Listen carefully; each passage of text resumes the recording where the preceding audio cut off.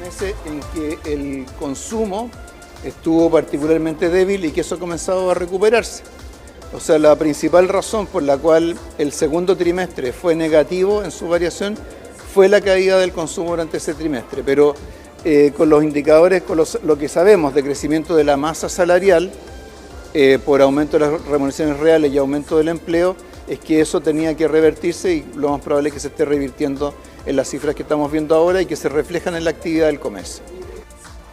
Y para hablar de este tema estamos con Rafael Romero, doctor en Administración de Negocios con especialización en finanzas de PKF Chile. Buenas tardes, Rafael, ¿cómo está?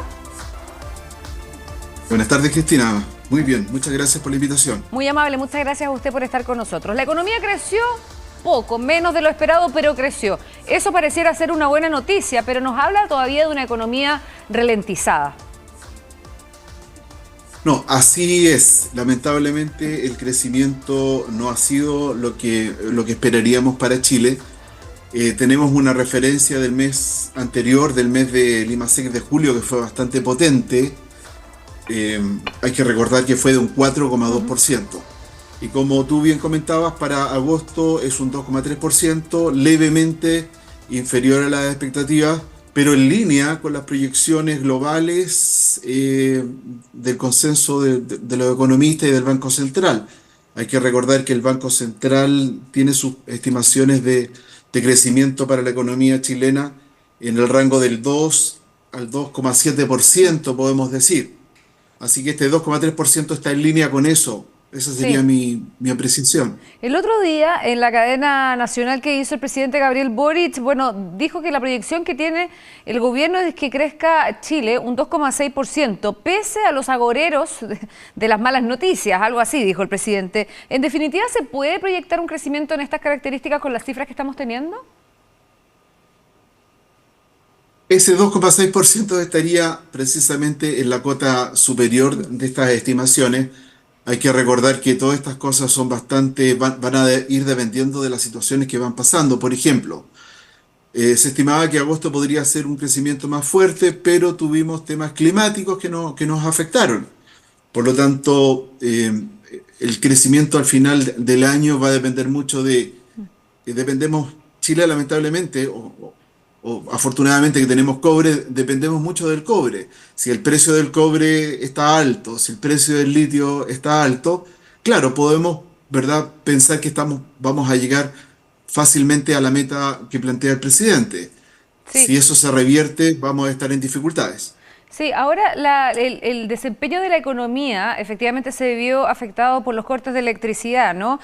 Ahí tuvimos cortes masivos, varios días sin funcionamiento, y esa es probablemente la principal razón de este débil desempeño de la economía, ¿o se puede atribuir a otra razón, a otra causa? No, como te comentaba, los datos son objetivamente lo que fueron, ¿verdad?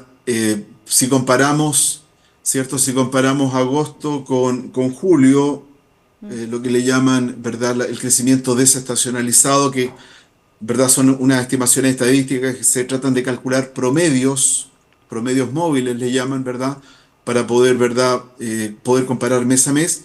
En agosto cayó con respecto a julio, ¿ah? Así que ciertamente eso nos dice que julio fue un mes bastante potente y bueno, el ideal habría sido que pudiera seguir para agosto con más fuerza, pero te insisto, yo creo que este crecimiento del 2,3% está dentro de este contexto macro, de estas estimaciones en el rango que ya comentábamos.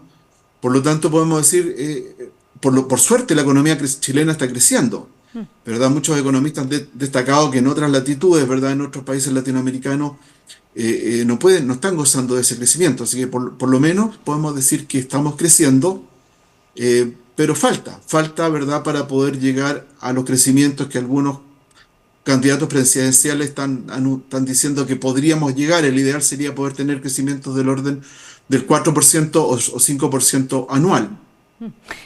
Uno de los sectores que crece es la minería, ya mencionabas el buen desempeño del cobre, pero básicamente la minería sigue siendo la estrella finalmente en la actividad económica de nuestro país. Exactamente, eso lo vemos, como te comentaba, si comparamos julio, ¿verdad? El crecimiento anual de la minería en julio fue de un 3,6% anualizado. Ahora para agosto la minería un crecimiento del 8%. Así que ciertamente dependemos bastante de la minería y del cobre, del litio, ¿verdad? Serían como las variables clave en este minuto.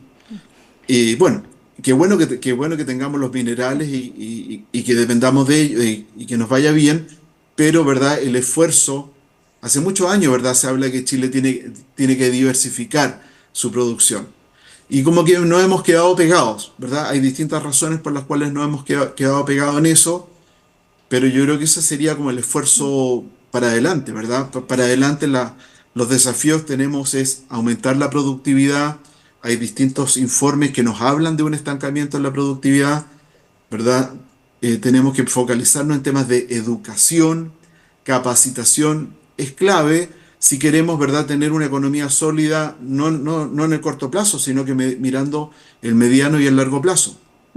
Una pregunta que me gustaría también hacerte, Rafael, tiene que ver con lo que uno esperaría para este cuarto trimestre de este 2024. En un abrir y cerrar de ojos, estamos prácticamente ya cerrando este 2024. ¿Y qué podríamos esperar? Yo te preguntaba el 2,6 que proyectaba el presidente Gabriel Boric para este 2024, pero ¿qué podríamos proyectar para el último trimestre del año? ¿Un incremento en la actividad económica o vamos a seguir a este ritmo?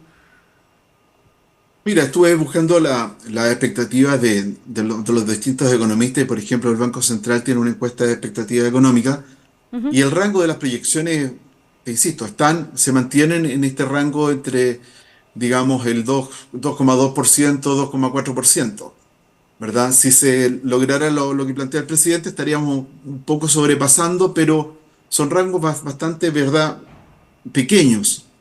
Si nos pusiéramos una meta de un crecimiento de un 5%, ahí podríamos decir, va a ser significativo, va a tener un impacto en la vida de las personas. Estaba viendo los datos, por ejemplo, de la tasa de desempleo. Sí. De acuerdo al Instituto Nacional de Estadística, el desempleo sigue alto, del 8,9%, afectando principalmente a las mujeres, ¿verdad? Y a las personas jóvenes que entran al mercado laboral. Entonces, si este crecimiento económico no se refleja en empleo y no se refleja en salarios, ¿verdad? Simplemente hablar de estos números de crecimiento no tiene sentido para las personas lo van a ver, ¿verdad? E internalizado ese crecimiento, sí se ve, como te comento, en menor desempleo, en buenas condiciones salariales, también está creciendo el tema del empleo informal. Sí, 61%. Entonces, así es. Y claro, ese es uno de los grandes problemas, porque de todos los empleos que se generaron, el 61% son empleos informales, lo que nos habla de una economía todavía muy debilitada y muy lejos de el desempeño óptimo que podría tener, sin duda, de la capacidad, por cierto, que puede tener nuestra economía. Queremos agradecerte mucho, Rafael Romero, doctor en Administración de Negocios con especialización en finanzas de PKF Chile. Muchas gracias, Rafael, por esta amabilidad de explicarnos también un poquito el IMASEC y las cifras. Que estés muy bien. Hasta luego, Cristina. Muchas gracias. Muchas gracias.